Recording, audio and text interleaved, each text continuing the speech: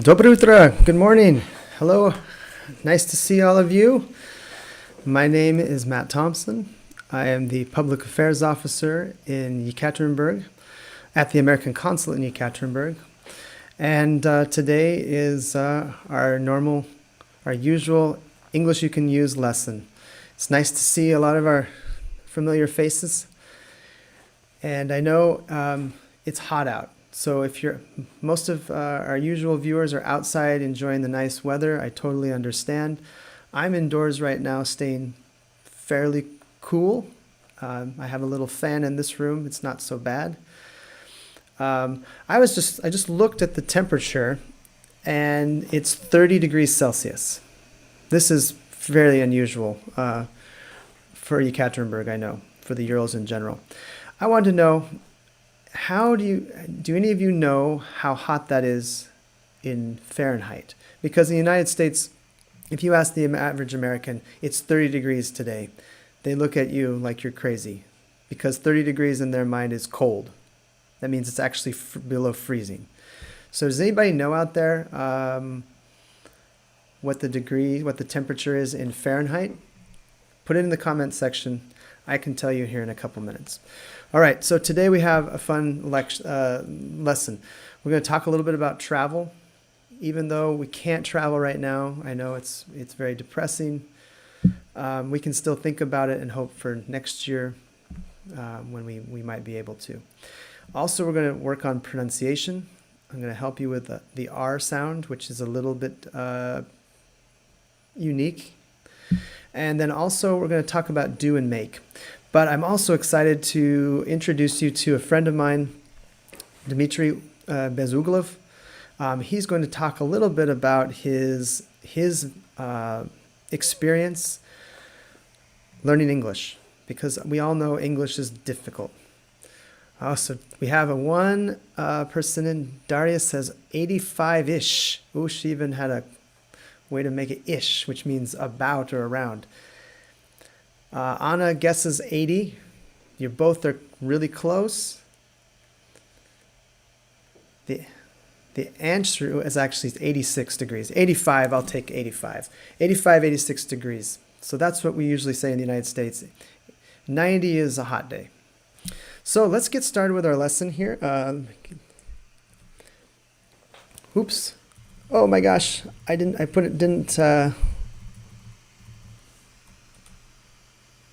we can. All right, sorry. I do that sometimes, where I look through my presentation, I forget to put it at the beginning again. So I want to talk about this is the most interesting thing. 5 U.S. summer destinations, places that you don't know about probably. If you haven't been to the United States, or if you've maybe been once or twice, you might not know about these. But these are all places I have personally been to, and I can guarantee you, I swear that they are beautiful places that are worth visiting. So the first one is North Carolina, Asheville, North Carolina, excuse me. Asheville, North Carolina is located on the western part of the state, away from the seaside, and it's up in the mountains, the Smoky Mountains, really beautiful area of the country.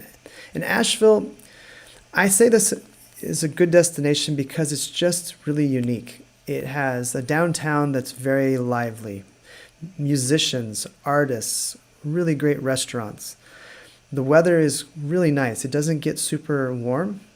And when you come into the town, you come in through these mountains and then enter this kind of a valley, and it's just gorgeous. And as you can see from this picture here, it has a lot of character, and I really recommend that if you have a chance, if you're in the southern part of the United States, visit Asheville in the summer. It's beautiful. My next recommendation is East Rosebud Lake, Montana. Now, even people in Montana might not know where East Rosebud Lake is. I had the chance to go there a few years ago. Not a few years ago. It was right after college, so a while ago. And it was probably the most beautiful place I've been to in the United States. no people. These huge mountains coming out stretching to the sky. A beautiful lake that's clear. There's great hiking, great fishing. If you like fly fishing, if you know what that is, where you have the fly on the end and you go back and forth, it's very popular in this area. It's in the area in the mountains that are right on the border of Montana and Wyoming. So I can't recommend enough that you try to, if you want to visit some spectacular nature in the United States, go to Montana. It's really beautiful. Number 3, the Pali Coast.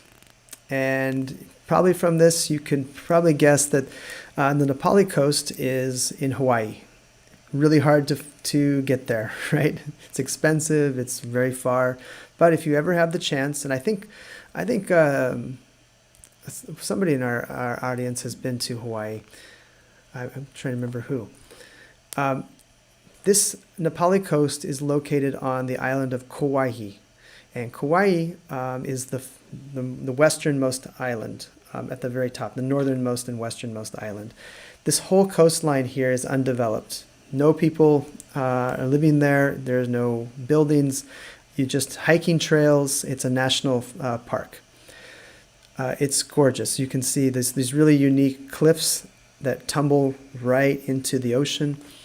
So if you ever have a chance to go to Hawaii, most people go to Honolulu, which is a nice city. A lot of people go to the Big Island where the volcanoes are, or Maui where all the nice resorts are. But Kauai is a great place, and the Nepali coast is truly an extraordinary place to see. Flagstaff, Arizona. Constantine, yes, you were in Hawaii. That's right. I remember last year. That's what I remembered. I knew somebody from Yekaterinburg who had been to Hawaii. So, number 4 is Flagstaff. I used to live in Flagstaff, and most people think of Arizona, they think Grand Canyon, they think hot, brown surroundings, desert.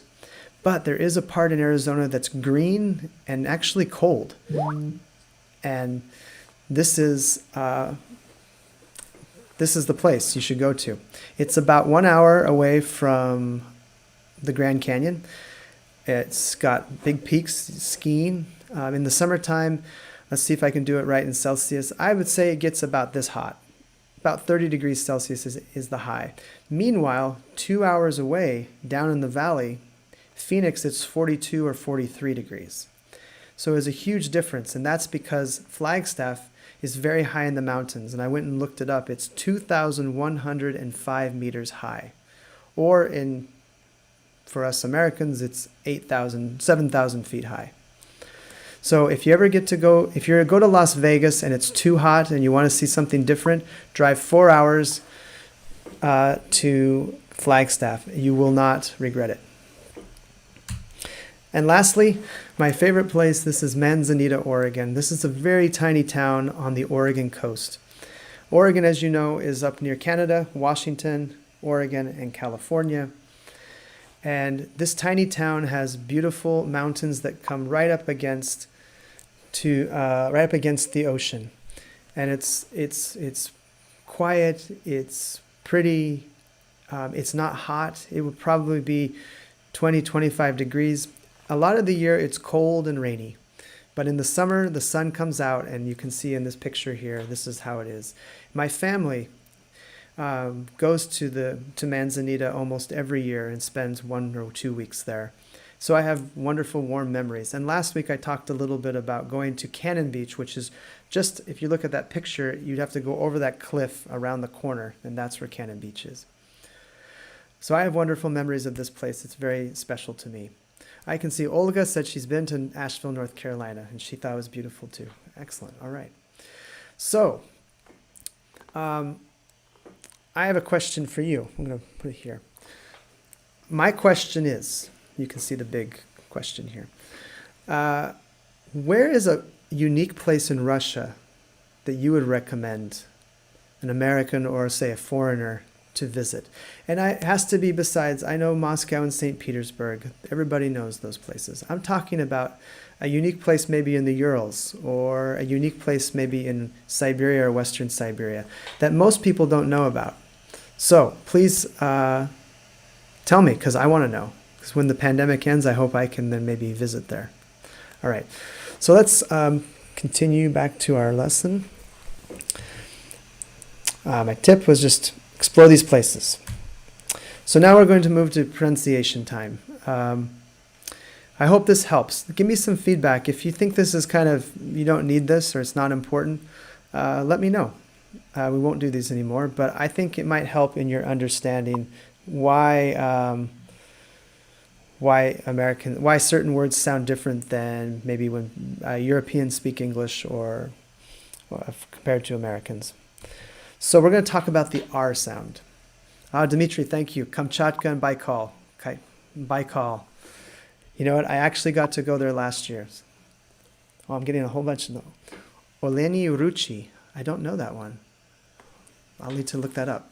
So back to the R sound.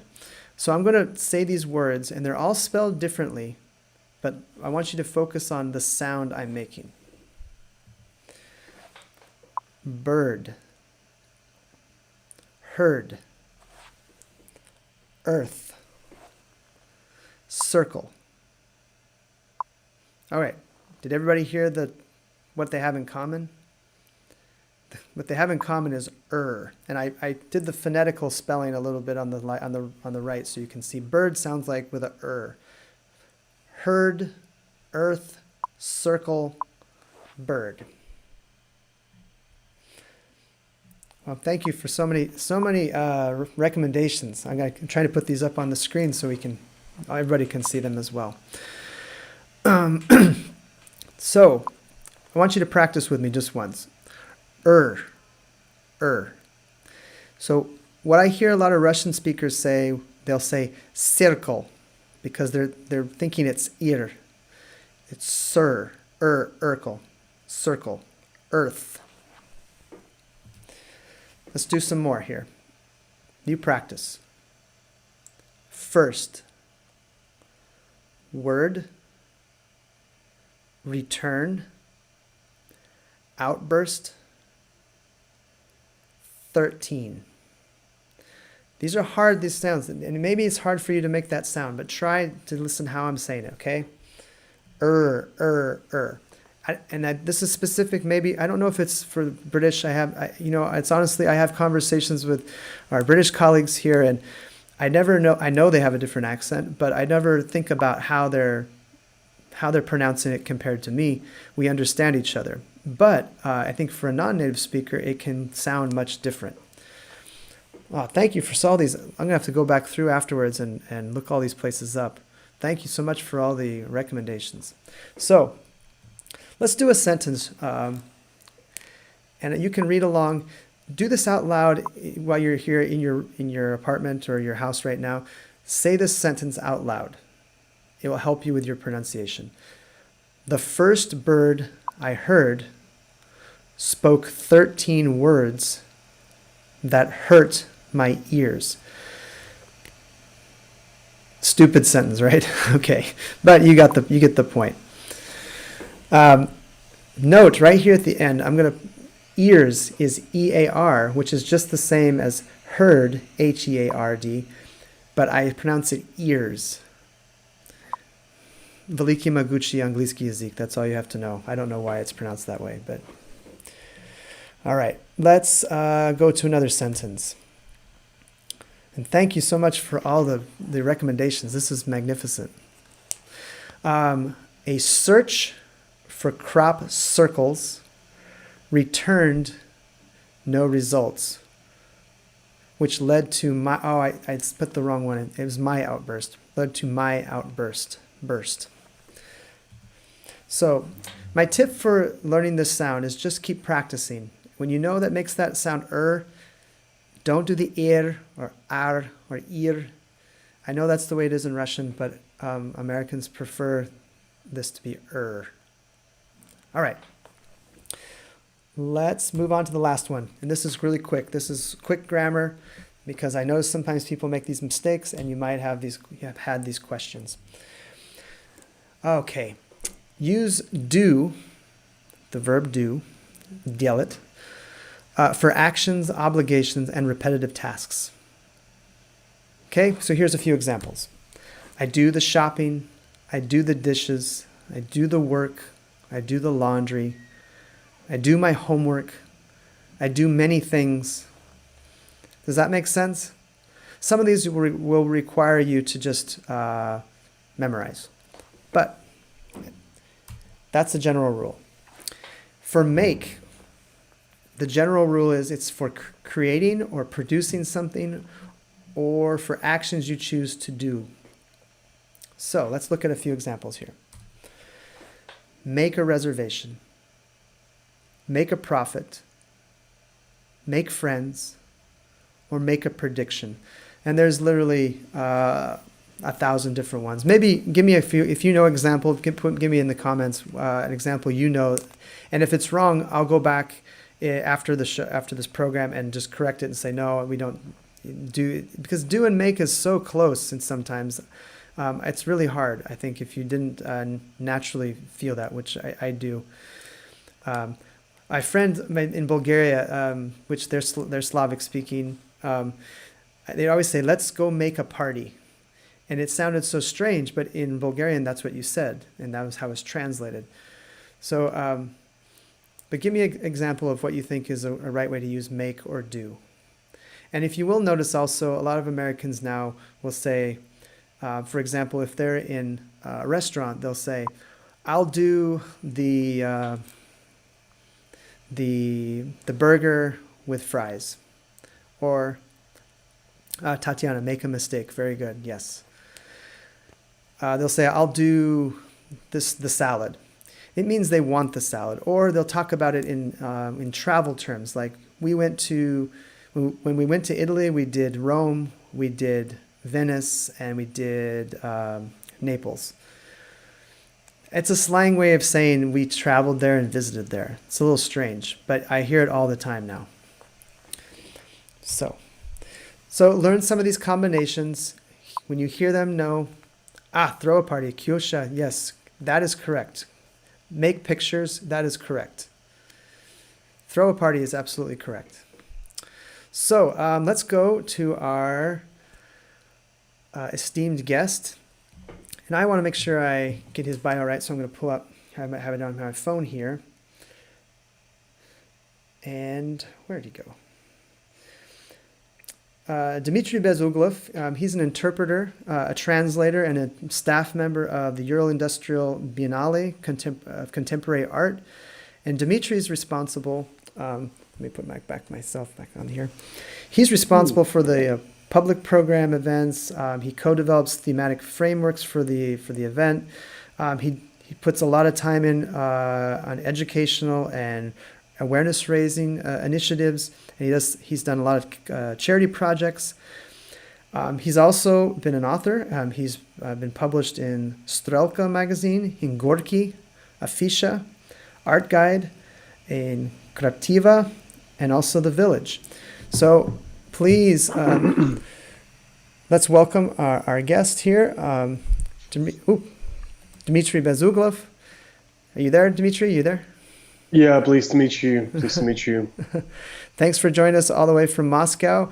You are from Yekaterinburg, though. You're just in Moscow for summer, for a little while. Yeah, just briefly for those times of quarantine. So yeah. All right. Well, nice to have you. We have worked several times together on programs where you served as the interpreter, and what always struck me is that your accent and your vocabulary is so large. I wanted to know, how did you learn English, or when did you start learning English?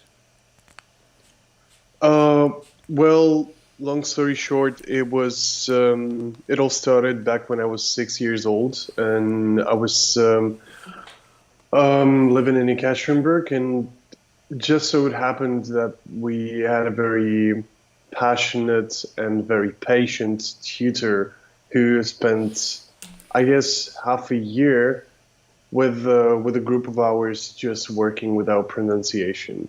and that was it. And I guess that was a cornerstone, which basically predefined the way I sort of vocalize things, I use the language, and I sort of work and try to sort of get as many as many interesting things together as possible. But then I traveled places, and I lived in Orenburg, which is to the south, for quite some time. And we had we had almost a set of teachers, and we had at about 6 hours of English per day, and we were studying English culture and all sorts of things, and we had to have at about 3 to 4 notebooks for English specifically. Wow. One notebook which served as a sort of small vocabulary, another one was for the grammar, another one was for reading assignments, and I hated it. I wasn't a big fan of, like, I was a big fan of English, but I was never a big fan of dotting things in my vocabulary and making it on a day-to-day basis. But as of now, I'm tremendously thankful to the teachers which I had, because they made me persevere for a reason. Mm-hmm. Was there ever, when was the moment where it became fun? Because I feel like that's like learning an instrument. You struggle for a while, and then you hit a point where it's like, actually, I enjoy this. Yeah, well, I guess it was, so yeah, we, like, each and every one of us, I guess, experiences this learning curve and this moment when sort of ta-da and everything starts working. But I guess it took me about 8 years to finally make some sense of what the language is and how can I use it and how can I put it to use. But I always liked the way the people pronounce words, because I was fascinated with the smoothness of the language itself. But and sort of it was my guiding star in a sense, because I was always telling myself that you gotta get there. You gotta be you gotta sound like those people whom you like to listen to. But it took me a while just to get there in terms of understanding what those people were saying. Yeah. What's it? Is there any? Well, we'll get to the advice in a second. But how are you using your English today? You're living in Yekaterinburg, and you're working in the arts, and you have lots of different. And you do interpretation, obviously. But Yeah. outside of interpretation, how do you use your language? Well, it definitely helps with within the sort of the set of tasks which we have in the Ural Biennial, because there is a lot of international communication, and on a day-to-day basis, I am basically the writer of emails. I'm just writing to this and that and this and that project, and we're trying to set up certain, not the exchange programs, but sort of work together with people from Greece, from Bulgaria, from US, from UK, from Norway, from Sweden. And English is basically the lingua franca which connects all the sort of all the contacts which we have. So it is incredibly important for me to use English, because it is basically the foundation of my communication. And for Biennale as well, because you work with many, many different international artists, and Yeah. I assume that having that language, not only for yourself but all of the other organizers, really connects you. It broadens your world. You're able to find different people and create new partnerships outside of Russia and the Russian-speaking world. Although you have a lot in Russian-speaking world too.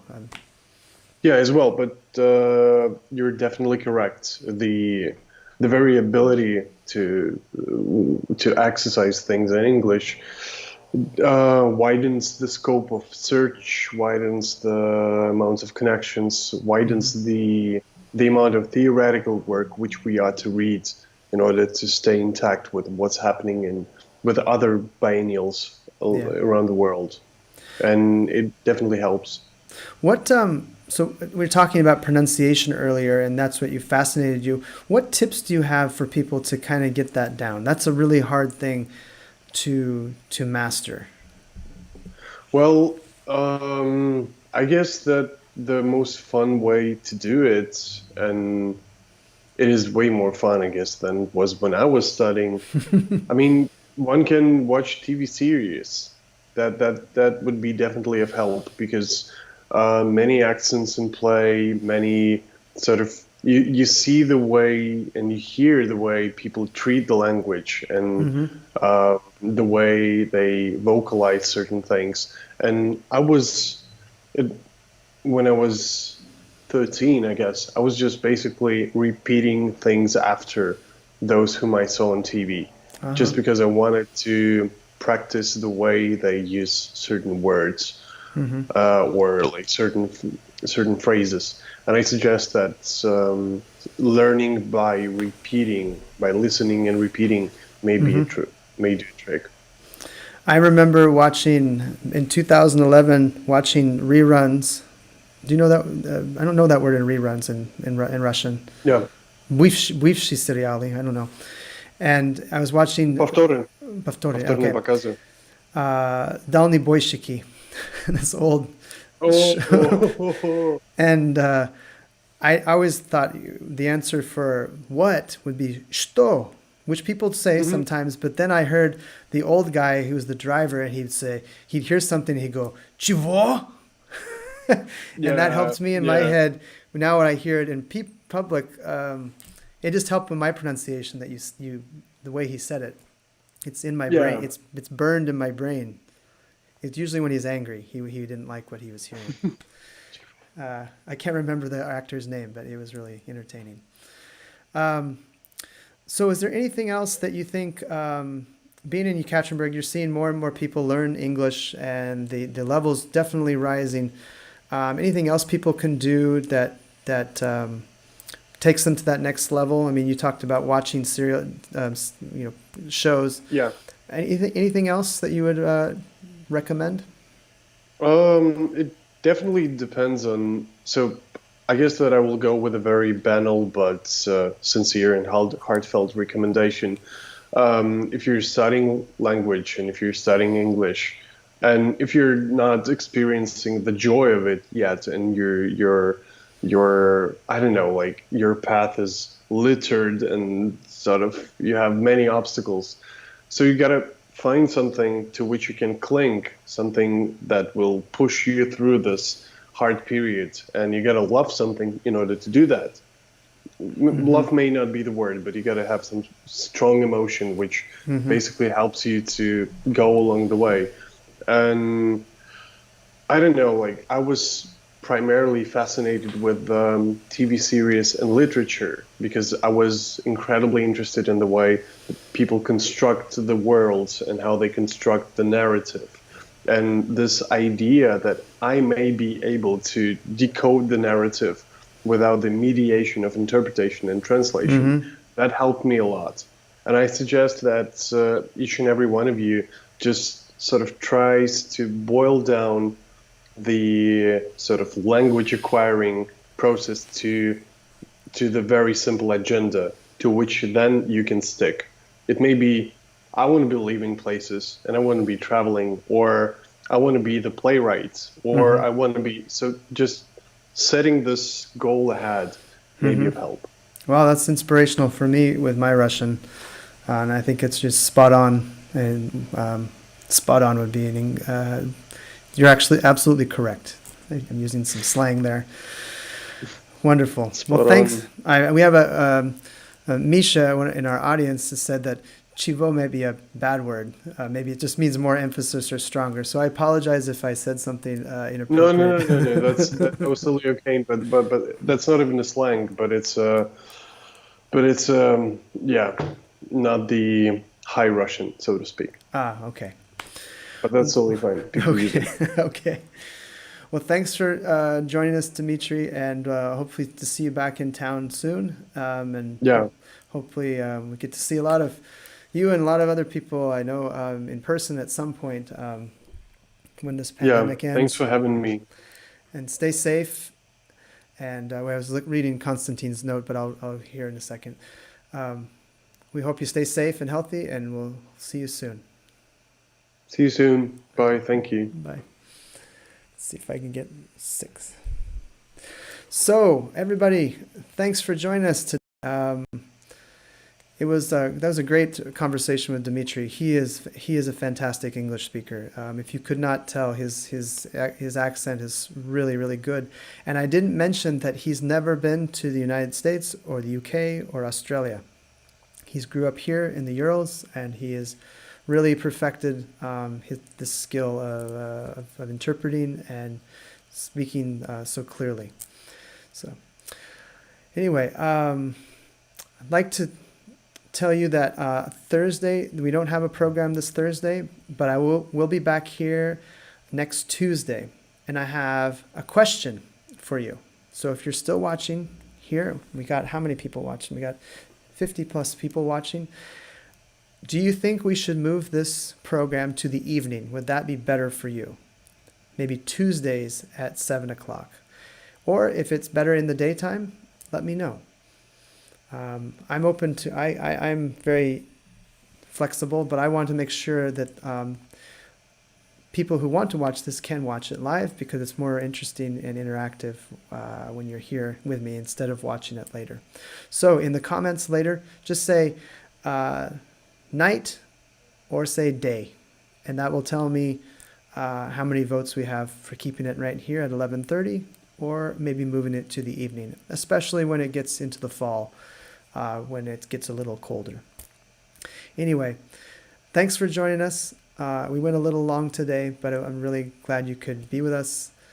Hope to see you next Tuesday.